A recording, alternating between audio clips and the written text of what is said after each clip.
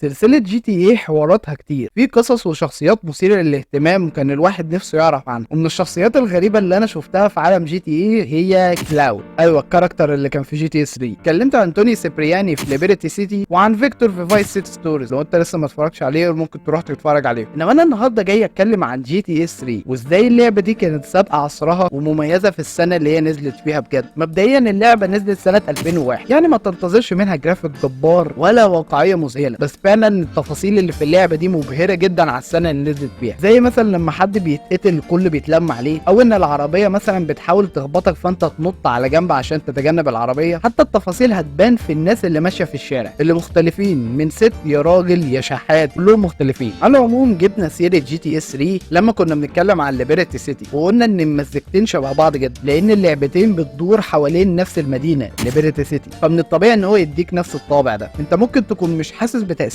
اللعبه دي لان هي ما كانتش مشهوره قوي في مصر. اللي اتشهر عندنا في مصر هي فايس سيتي، بس انت مش هتصدق اللعبه دي كانت قد ايه مكسره الدنيا بره، وكانت طفره في عالم الجيمنج. كان قليل قوي شبه معدوم انك تلاقي لعبه عالم مفتوح ولعبه كمان 3 دي وتتعمل بالاحترافيه دي، لان من الطبيعي ممكن تلاقي العاب 3 دي عادي زي مثلا لعبه كراش. هل اللعبه دي كانت لها الفضل ان هي تغير منظور وتفكير شركات تانية عشان تصنع العاب شبيهه ليها؟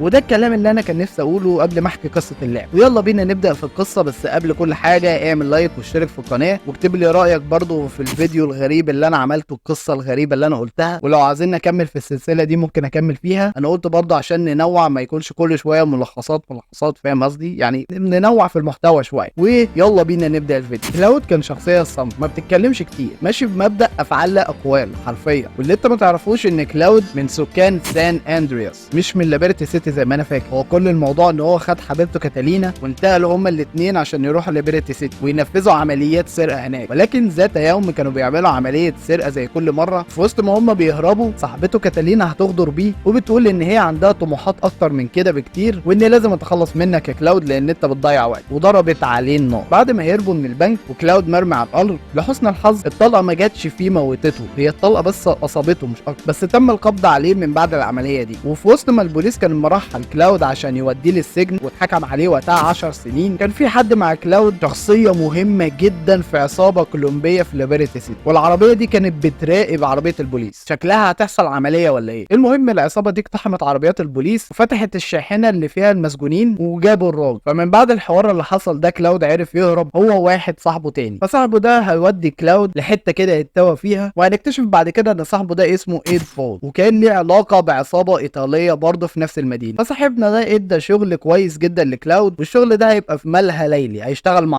هو مفيش اسم غير كده، يعني اكدب عليك. ففي ظل ما هو شغال الشغلانه الشريفه جدا دي، كان مهمته ان هو يوصل بنت لواحد من ابن زعيم المافيا. فالمهم جوي كان عاوز كلاود في حاجه تانية غير الشغلانه اللي انت فيها دي، وقال له يا اسطى انا عندي ليك لقمه عيش حلوه وبتاع ونقضي المصلحه بيننا احنا الاثنين. بيقول يا سيدي ان في عصابه صينيه كانت متحالفه معانا احنا، ولكن العصابه دي بعدت عننا وبقى ولائهم للعصابات الكولومبيه. فانا عاوزك يا كلاود كده ايه، تخوفهم تقرص ودانهم. بالفعل كلاود هيروح ويعمل النمره بتاعته خوف العصابات الصينيه وكده. من بعد العمليه دي كلاود اتعرف، واول واحد اهتم انه يعرف مين ده كان توني سيبرياني.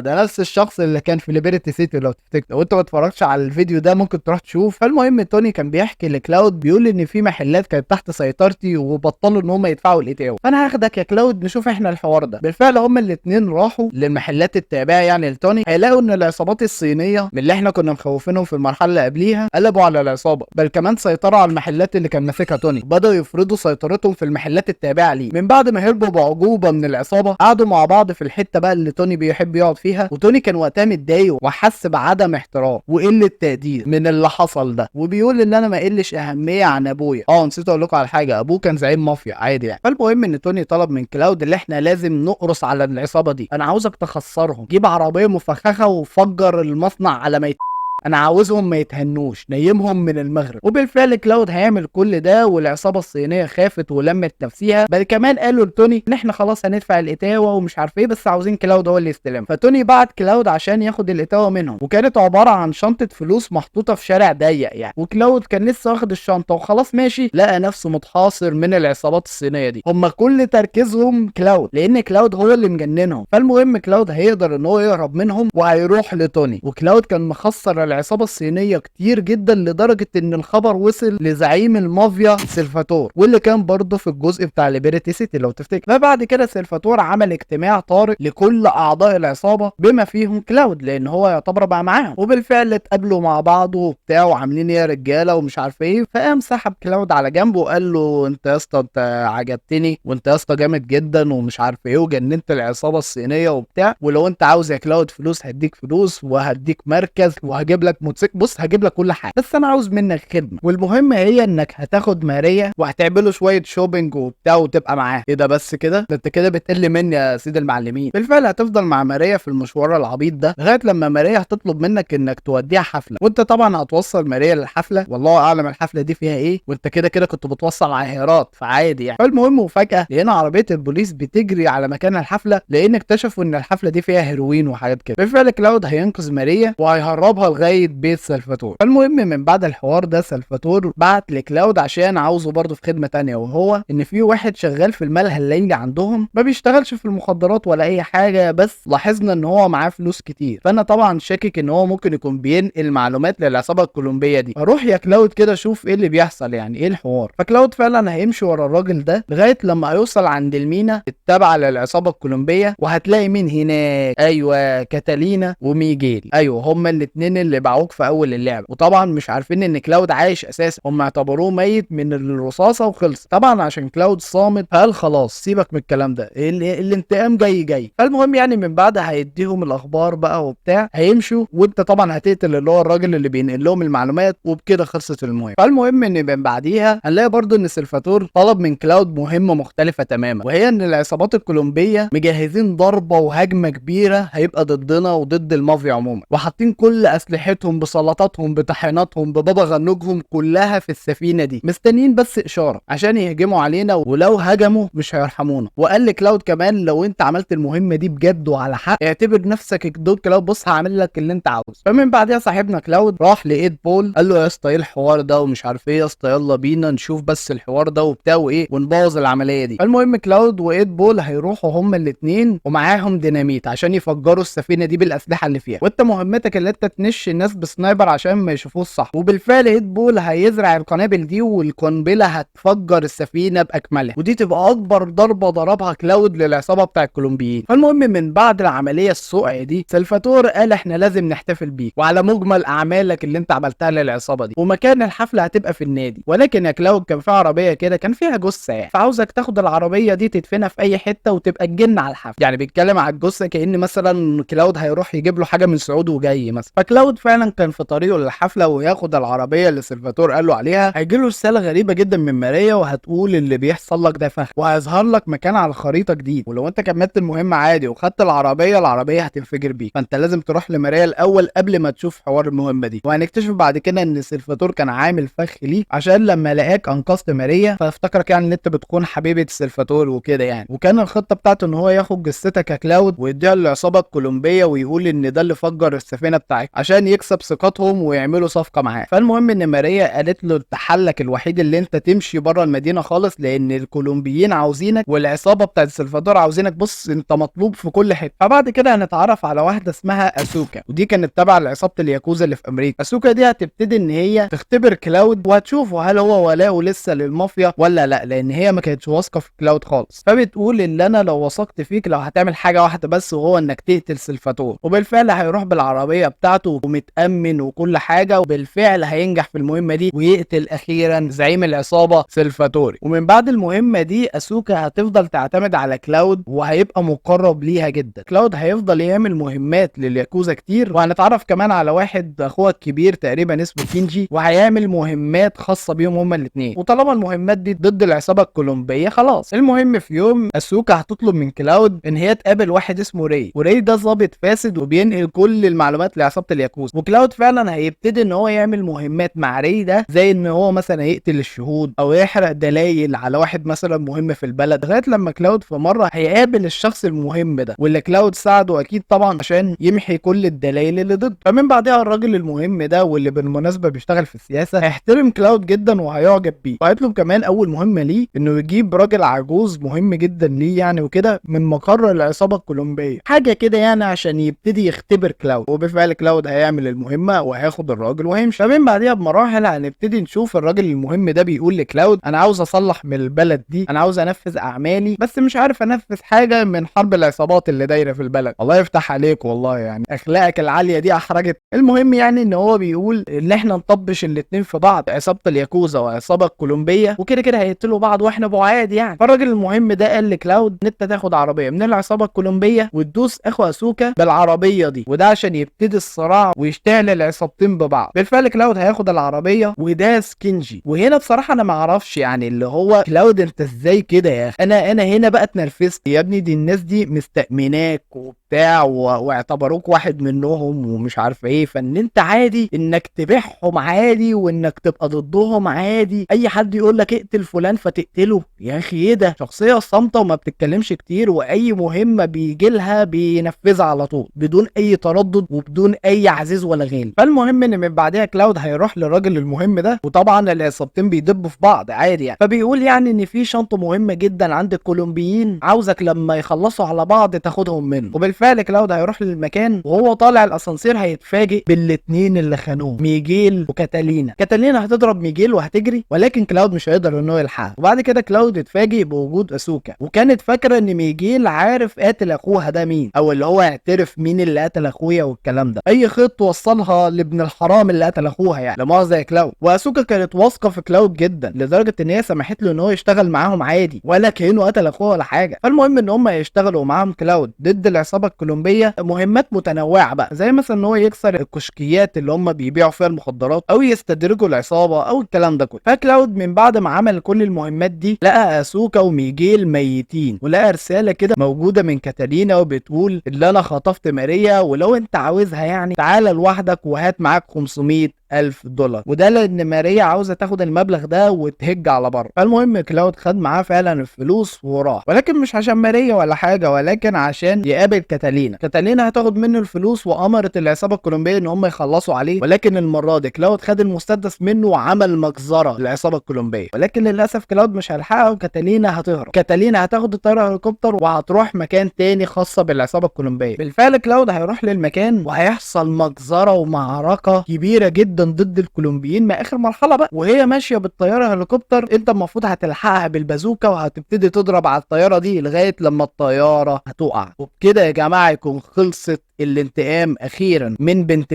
اسمها كاتالينا دي. واحد ذكي ممكن يقول لي طب ازاي يا اسطى هي اتقتلت وظهرت في جي تي سان اندريس؟ ما انا هفهمك بقى حاجه، هما الاثنين اساسا كانوا عايشين في سان اندريس، واللقطه المشهوره ان سي جي قابل كلاود كانت احداثها بتقع في سنه 92، وهم اكيد كانوا حبايب مع بعض في الاول قبل طبعا ما يحصل الغدر وان هم يروحوا ليبرتي سيتي والكلام ده. فالمهم مع نهايه القصه بتاعت اللعبه نشوف ان هو وماريا ماشيين مع بعض، وتشوف كمان صوت مذيعه بتقول ان في اكبر مجزره حصلت في المدينه بتاعت ليبرتي سيتي ضد العصابه الكولومبيه، وما نعرفش مين اللي عمل المجزره دي حتى الان. صامت برضه يا جماعه، بس برضه ما عندوش قلب، يعني اللي هو شايف ان هو مصلحتي ثم مصلحتي فوق كل شيء. تحس ان هو حتى ما عندوش احساس ولا دم ولا اي حاجه، هو صامت مفيش مشاعر خالص. وايه بس كده. وادي يا عم قصه جي تي اس 3. لو عجبك الفيديو اعمل لايك، ولو انت لسه مش مشترك اشترك معايا في القناه. شكرا جدا جدا على الدعم اللي حصل يعني في الفيديوهات اللي فاتت، او في فيديوهات جي تي اي بالتحديد. انا بحس ان انتوا بتحبوا جي تي اي اكتر فبنزل منه كتير يعني. شكرا جدا جدا على المتابعه، سلام عليكم.